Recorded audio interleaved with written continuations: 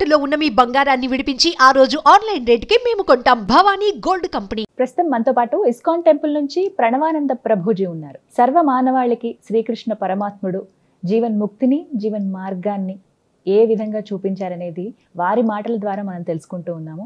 వారు ప్రత్యేకంగా గోవర్ధన్ ఇకో విలేజ్ ముంబైలో ఉన్నటువంటి ఆశ్రమంలో వారు సేవ చేస్తూ ఉంటారు. శ్రీకృష్ణ భగవానుడి గురించి, వారి లీలల గురించి ఎన్నో వీడియోస్లో మనం వారి మాటల్లో వింటూ ఉన్నాము. ప్రస్తుతం మనతో పాటు స్టూడియోలో ఉన్నారు ప్రణవానంద ప్రభుజీ. వారితో మాట్లాడదాం, మరిన్ని విషయాలు తెలుసుకుందాం. నమస్కారం ప్రభుజీ. హరే కృష్ణ. నమస్కారం అండి. ఎలా ఉన్నారు? బాగున్నా, మీరు ఎలా ఉన్నారు? చాలా చాలా బాగున్నాను. చాలా సంతోషం. మంచి రీచ్ ఉన్నాయి వీడియోస్. అన్నిటికన్నా కూడా వాళ్ళకు ఉపయోగపడుతున్నాయి. మాకోసమే చెప్పారా ప్రభుజీ అన్నట్టుగా చాలా మంది ఫీల్ అవుతున్నారు. వాళ్ళ సమస్యలు కూడా క్వశ్చన్స్ అంటే కామెంట్స్ రూపంలో అడుగుతూ ఉన్నారు చాలా మంది. బట్ అందులో ఒక భాగం నేను కూడా అయినందుకు సంతోషమే. ఇంకా చాలా విషయాలు ఉన్నాయి తెలుసుకోవాల్సినవి. ఏకాదశి వస్తుంది, చాలా విశిష్టమైన రోజు అని చెప్తూ ఉంటారు. కొన్ని ప్రాంతాల్లో అయితే అసలు పండగే ఆ రోజున. అందులోనూ ఆ రోజు స్పెషల్ దర్శనం ఉంటుంది ప్రతి ఒక్కరికి వైష్ణవ ఆలయాల్లో. ఏకాదశి వ్రతాలని కూడా ఆచరిస్తూ ఉంటారు. ఆ వ్రతాలు ఎలా చేయాలి, చేస్తే ఏమిటి అనేది కూడా చాలామంది ఒక క్వశ్చన్ అడుగుతూ ఉన్నారు. ఆచరించే విధానం చెప్పండి, అలాగే చేస్తే కలిగేటువంటి ఫలితం ఏమిటి, ఎందుకు చేయాలి అనేది కూడా వివరించండి. అన్నిటికంటే గొప్పదైన వ్రతం ఏదైనా ఉంటే అది ఏకాదశి వ్రతం. అన్ని వ్రతాలు చేసి ఏకాదశి చేయకపోయారనుకోండి, ఏ వ్రతం ఫలితం రాదు. ఓ, ఏకాదశి వ్రతం ఒక్కటి చేసి ఏ వ్రతము చేయలేదనుకోండి, అన్ని వ్రతాల ఫలితం ఏకాదశి ఇవ్వగలుగుతాం. మన శాస్త్రంలో ఉపవాసం అని చెప్పింది కేవలం ఏకాదశికి మాత్రమే. ఓ, కానీ చాలా మంది ఈ రోజు మేము ఉపవాసం చేస్తున్నామండి, ఆ రోజు ఉపవాసం చేస్తున్నామండి, అలా ఇలా చెప్తారు. కానీ ఎక్కడ కూడా అంత నియమంగా ఉపవాసం గురించి చెప్పింది మన శాస్త్రంలో, అంత నియమంగా ఉండాలి అని చెప్పింది కేవలం ఏకాదశికి మాత్రమే. విష్ణువాసరము అని అంటారు. అన్నిటికంటే favourite day of lord Vishnu Ekadashi. Ekadashi వ్రతం వల్ల అసలండి దాని వల్ల వచ్చే ఆధ్యాత్మిక బెనిఫిట్స్ అనేవి మనం చెప్పలేము. ఉపవాసం అంటే ఫస్ట్ అందరూ మేము ఒకసారి ఏకాదశి వ్రతం గురించి చెప్పామండి, ఎలా ఉపవాసం ఉండాలి అన్ని విషయాలు చెప్పాక ఒకళ్ళు హ్యాండ్ రేస్ చేశారనమాట. మాకు ప్రశ్న ఉంది అని. అయితే ఏం ప్రశ్న ఉంది అని అడిగితే, ఏకాదశి రోజు ఏం తినచ్చండి అని ప్రశ్న అడిగారు అనమాట. గంట సేపు నేను లెక్చర్ ఏకాదశి ఉపవాసం ఎందుకు చేయాలి అని చెప్పాక ఏకాదశి రోజు ఏం తినచ్చు అని లెక్చర్ క్వశ్చన్ అడుగుతున్నారన్నమాట. అయితే ఉపవాసము అంటే ఏంటో ఫస్ట్ అర్థం చేసుకుందాం. ఉప అంటే దగ్గరగా, వాసం అని అంటే ఉండటం. ఉపవాసం అని అంటే భగవంతుడికి దగ్గరగా ఉండటం. ఏ ఉపవాసానికంటే ఇదే నియమం అండి.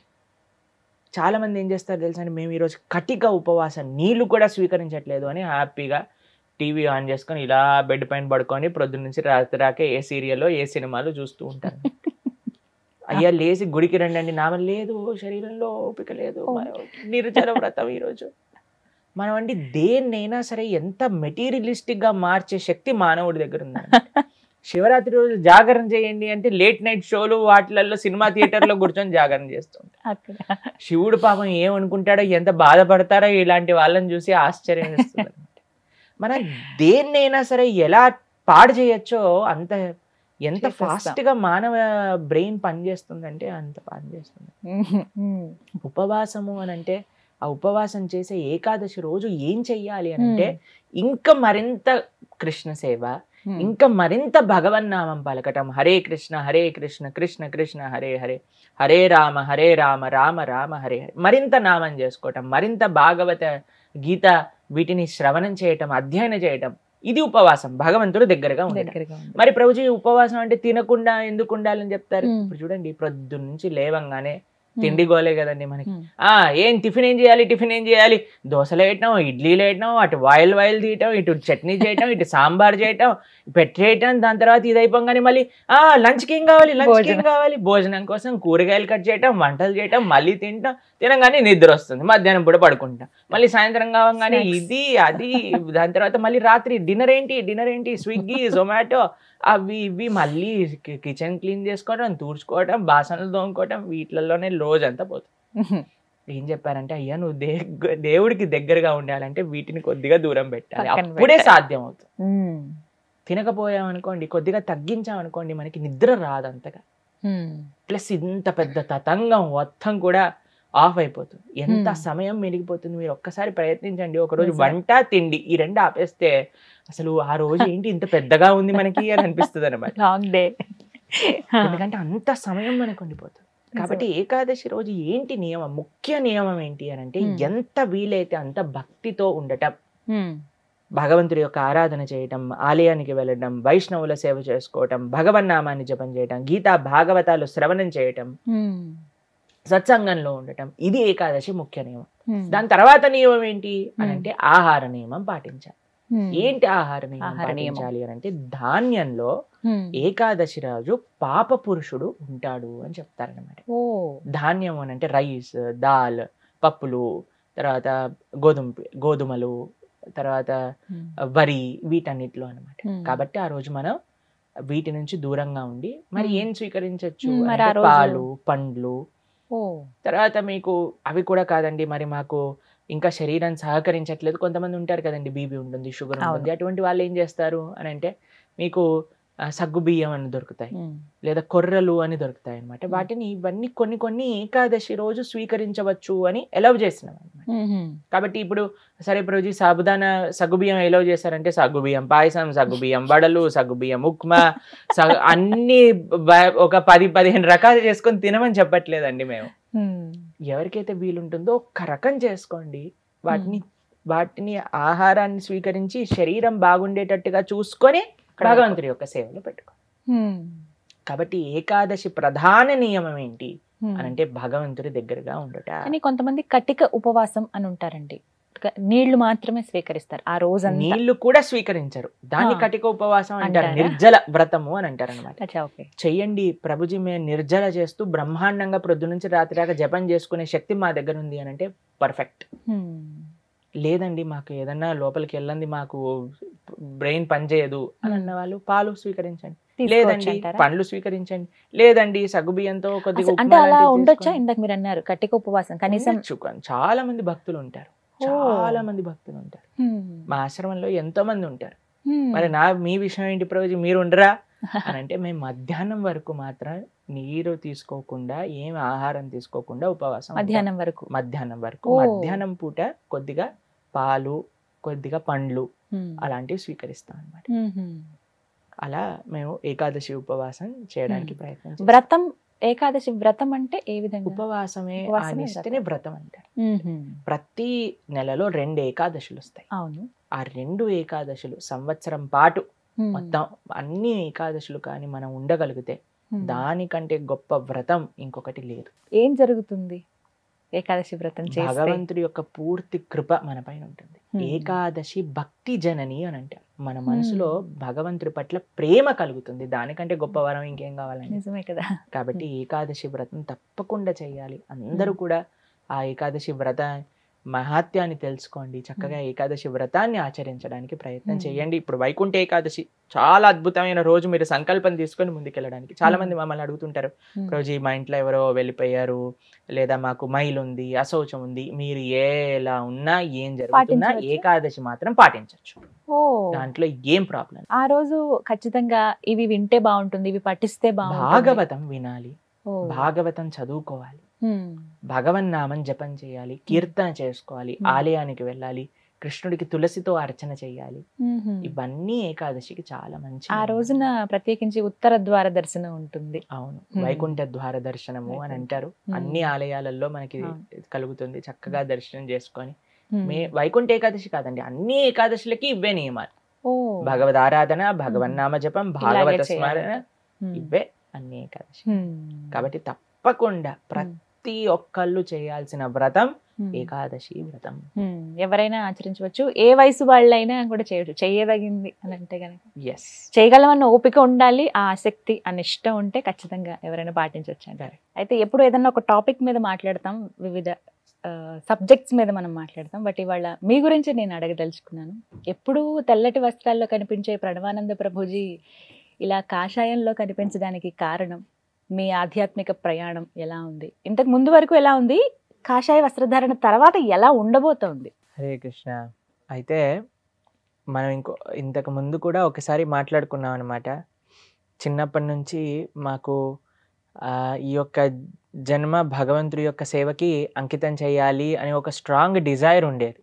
ఎంత చిన్నప్పటి నుంచి అని అంటే మేబీ 2nd, 3rd క్లాస్లో చదువుకునే అప్పటి నుంచి.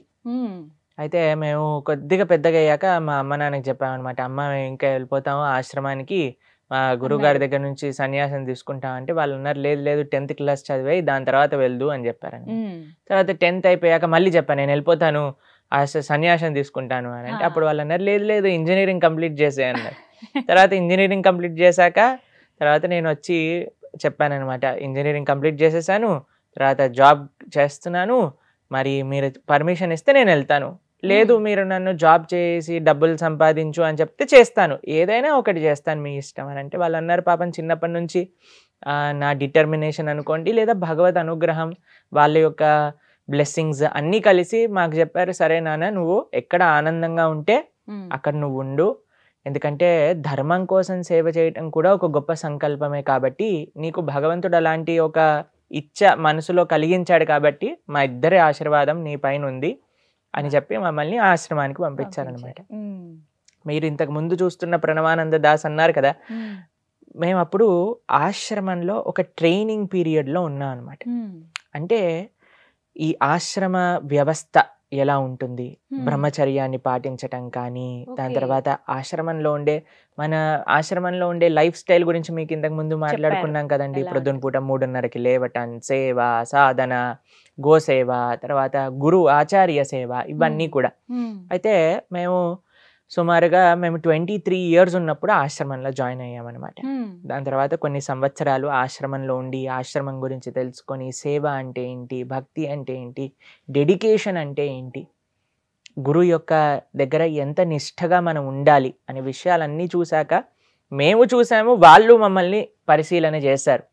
వీళ్ళు ఎలా ఉంటారా ఆశ్రమంలో, ముందుకెళ్ళగలుగుతారా, సన్యాసం వైపు అడుగులు వేస్తారా, లేదు మళ్ళీ వెనకాలకి వెళ్ళిపోయి గృహస్థగా మారుతారా, ఆప్షన్స్ అన్నీ ఓపెన్గా ఉండేవి మా దగ్గర.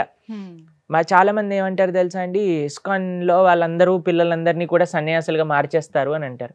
నిజంగా చెప్పాలంటే మమ్మల్ని ఇప్పటి వరకు కూడా ఎవ్వరు కూడా మీరు మాతోటి పాటు ఆశ్రమంలోకి రండి అని చెప్పలేదు. ఎవరు చెప్పలేదు. మేము ప్రాధేయపడే వాళ్ళం అనమాట, మమ్మల్ని ఆశ్రమంలో తీసుకోండి అని అంటే లేదు లేదు లేదు నువ్వు చదువుకోవాలి, నువ్వు జాబ్ చేయాలి అని చెప్తూ ఉండేవారు అనమాట. ఇది జస్ట్ ఒక అపోహ జనాలలో ఉండేది. కానీ కొన్ని సంవత్సరాలు మేము అక్కడ ఉన్నాక మా శిక్షా గురువులు, మా దీక్షా గురువులు అందరూ కూడా వాళ్ళ యొక్క అనుగ్రహాన్ని మా పైన చూపించి మేము తప్పకుండా మీ సన్యాసం వైపు మీ యొక్క అడుగులు అని అంటే మనకి మా సాంప్రదాయంలో ఫస్ట్ కొన్ని సంవత్సరాలు బ్రహ్మచర్య ఆశ్రమంలో మనం ఉంటాం అనమాట. దాని తర్వాత ఈ కాషాయ వస్త్రాలను అనుగ్రహిస్తారు. ఇది ఇంకొక మెట్టు ముందుకెళ్తున్నాం మనం సన్యాసం దగ్గరికి. ఎన్ని సంవత్సరాలు అలా శిక్షణ? ఇప్పుడు 10 సంవత్సరాలు సుమారుగా అనుకోండి. మనం శిక్షణ వేశాక ఈ యొక్క కాషాయ వస్త్రాలు అనుగ్రహించాక ఇంకొక 20 సంవత్సరాల తర్వాత సన్యాసాశ్రమాన్ని అనుగ్రహిస్తారనమాట. అలా ఈ ట్రైనింగ్ ఇంటెన్స్, ఎందుకంటే ఒక రెస్పాన్సిబిలిటీ అనమాట. మీరు అడిగారు కాషాయ వస్త్రాల తర్వాత మీ జీవితం ఎలా ఉండబోతుంది అంటే ఇంకా నిష్ఠ, ఇంకా రెస్పాన్సిబుల్, ఇంకా కేర్ఫుల్ గా ముందుకెళ్ళాలి. అంటే ప్రభుజీ ఇప్పటి వరకు ఎలా ఉంది చెప్పండి ఒక 2 మాటల్లో.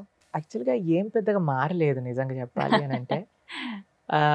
ఏమి మారింది అని అంటే అందరు అన్నారు ప్రభుజీ ఇంతకుముందు మీతో ఫ్రీగా మాట్లాడే వాళ్ళం, కానీ ఇప్పుడు మీరు కాషాయ వస్త్రాల్లో ఉంటే మేము కొద్దిగా రెస్పెక్ట్ఫుల్గా చాలా దూరంగా ఉండాల్సి వస్తుంది అని అంటే నేను అన్నాను కంగారేం లేదు, ఈ కాషాయ రంగుకుండే మహత్యం అటువంటిది అనమాట. ఇది symbol of sacrifice, symbol of selflessness. మా కోసం అంటూ కాదు జీవించటం, ధర్మం కోసం, దేశం కోసం, సమాజం కోసం, దైవం కోసం నువ్వు జీవించాలి అని మేము మా బట్టలు చూడంగానే మాకు ప్రతిరోజు ప్రొద్దున పూట ఇదే విషయం గుర్తొస్తుంది. ఈరోజు నీ గురించి నువ్వు ఆలోచించుకోకు, భగవంతుడి గురించి ఆలోచించు, సమాజానికి నువ్వు ఏ విధంగా సేవ చేయాలి అని ఆలోచించు అని మాకు గుర్తు చేసే రంగు సాఫ్రాన్ అన్నమాట. కాబట్టి ఈ కాషాయ వస్త్రాలు మా శిక్షా గురువులు, మా దీక్షా గురువులు మాట్లాడి మీకు ఎప్పుడు అనుగ్రహించాలి అని ఆలోచిస్తూ ఉన్నారు. అప్పుడు మేము పూరి యాత్రకి వెళ్ళాం కదండి. పురుషోత్తమ క్షేత్రం జగన్నాథపురిలో గోపాష్టమి అనే రోజున, గోపాష్టమి రోజున ఏం జరిగింది అని అంటే, కృష్ణుడు దూడల్ని తీసుకెళ్తూ ఉండేవారనమాట ప్రతిరోజు అరణ్యానికి. ఈ గోపాష్టమి రోజు దూడల్ని కాకుండా ఆవులని కూడా ఆయన రెస్పాన్సిబిలిటీ తీసుకున్నారు. ఆవుల రెస్పాన్సిబిలిటీ కూడా గోపాష్టమి రోజు తీసుకున్నారు అనమాట ఆయన. అయితే మేము ఆ రోజు ఎందుకు సెలెక్ట్ చేసాము అని అంటే, ఇది ఒక రెస్పాన్సిబిలిటీ నా పైన అని నాకు జీవితాంతం గుర్తుండాలి అని గోపాష్టమి కార్తీక మాసం పురుషోత్తమ క్షేత్ర జగన్నాథపురిలో మా ఆచార్యులు పరమ పూజ్య రాధానాథ్ స్వామి మహారాజు, అలానే మా శిక్షా గురువులు, మా తల్లిదండ్రులు కూడా అక్కడికి వచ్చారనమాట. అయితే వచ్చినప్పుడు మా ఆచార్యుల దగ్గరికి ఈ కాషాయ వస్త్రాలు తీసుకెళ్ళినప్పుడు ఈ ముందే భగవంతుడికి ఆరాధన చేసి పూజలు చేసి భగవంతుడికి స్వామికి సమర్పణ చేసి ఆ ప్రసాదంగా అందజేసినప్పుడు మా గురువు గారు ఏమన్నారు తెలుసా, ఫస్ట్ ప్రశ్న, మీ తల్లిదండ్రుల ఆశీర్వాదం ఉందా నీకు కాషాయ వస్త్రాలకి అని అడిగారు అనమాట. అయితే అవునండి ఉంది అని అంటే ఆ వస్త్రాలు తీసి ఫస్ట్ మా అమ్మగారికి నాన్నగారికి ఇచ్చారు. మీరు వీటిని ముట్టుకొని ఆశీర్వదించండి మీ పిల్లవాడికి అని. తర్వాత వాళ్ళిద్దరు ముట్టుకున్నారు. దాని తర్వాత మా గురువు గారు అన్నారు, ఫస్ట్ మీ తల్లిదండ్రులకి నమస్కారం చేయాలి అని చెప్పారు. అయితే ఫస్ట్ అమ్మ నాన్నకి నమస్కారం చేసి దాని తర్వాత మా గురువు గారికి నమస్కారం చేసి ఎంతో ప్రేమగా, మీరు ఫోటో చూసారు కదా, అయితే మా ఆచార్యులు అనుగ్రహించి మమ్మల్ని కౌగలించుకొని వాళ్ళ యొక్క పూర్తి కృప మా పైన అయితే చాలా చాలా బాగుంది. అలా కాషాయ వస్త్ర సమర్పణ జరిగింది. ఆ రోజు మేము ఒకటే ప్రార్థన చేశాం, ఈ రోజు నుంచి మరింత మా సమయాన్ని, మా మనస్సుని, మా శక్తిని భగవత్ సేవలో వినియోగించే ఒక శక్తి మాకు కలిగించు స్వామి అని మా ఆచార్యుల దగ్గర, స్వామి దగ్గర జగన్నాథపురిలో శ్రీ జగన్నాథుడు కూడా అదే ప్రార్థన చేశాం అనమాట. కాబట్టి ఇక్కడ మీద నుంచి మా జీవితం ఎలా ఉండబోతుంది అని అంటే, మేము ఎంత సేవ చేశామో దానికి రెట్టింపు సేవ చేయడానికి ప్రయత్నించాలి. ఇప్పుడు చేయాల్సి ఇంకా ఏమైనా నియమాలు ఉంటాయండి? అంటే మార్పులు ఏమైనా జరిగాయా ఆహారం విషయంలో కావచ్చు, మీ దినచర్యలో కానీ?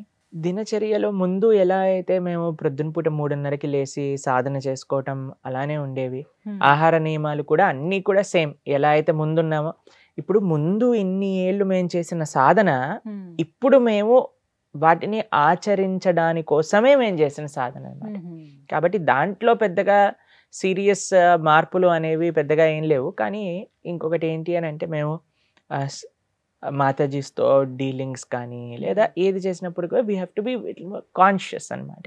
ఎలా మాట్లాడుతున్నాం, ఎవరితో మాట్లాడుతున్నాం, ఎంత ఎంటర్టైన్ చేస్తున్నాం ఏంటి అని we have to be more conscious now. అయితే చాలామంది డివోటీస్ అన్నారు, ప్రభుజీ మీకు ఇంత చిన్న వయసులో మీరు చక్కగా కాషాయ వస్త్ర ధారణ చేసి మీరు భగవత్ సేవలో ఉన్నారు అని అంటే, దానికి అందరి అనుగ్రహం, అందరి బ్లెస్సింగ్స్ కూడా కావాలి. కాబట్టి ఇక మీదట ఇంకా ఇంకా ఇంకా భగవత్ సేవ, ఇంకా ఇంకా జనాలందరి యొక్క సేవ చేసుకుంటూ అందరినీ కూడా భగవంతుడి దగ్గరికి తీసుకెళ్లే విధంగా మా యొక్క ఆచరణ ఉండాలి. అదే మా ప్రార్థన. నేను కోరుకుంటున్నాను. చాలా సంతోషం అసలు ఈ రకంగా నేను మీతో మాట్లాడగలుగుతున్నాను చాలా విషయాలు. కానీ ఇక్కడ కొంతమంది కొన్ని సందేహాలు అడుగుతుంటారు. నిజమే, మీరు చాలా చిన్న వయసులో ఇలా సన్యాసం వైపు వెళ్ళిపోవటం కానీ ఇది మీ మనసుకి ఏమనిపిస్తుంది? ఎంత అయినా సరే మనం మానవ మాత్రమే కదా.